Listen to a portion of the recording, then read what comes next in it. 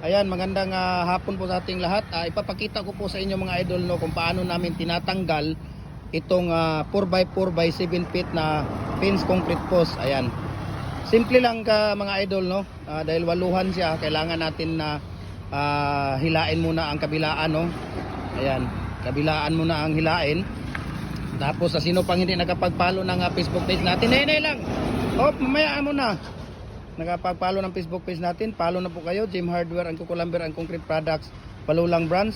Gem Hardware ang Kukulamber ang Concrete Products, Tuan Branch. Gem Hardware ang Kukulamber Tampo Magasandig Branch. At saka sa ating YouTube channel, Felix Tan Pagikan Jr. At saka sa ating Instagram account, Felix_Pagikan. At saka sa ating personal Facebook account, Felix Tan Pagikan Jr. Ayan, ganun lang kasimple, napakadali lang, okay? So yun na po, ang nagawa nila, waluhan po ito. Ayan, para updated po kayo sa mga bagong video natin, no? Mga bagong natin. Ito yung mga nagawa nila ngayong araw na to. Ayan.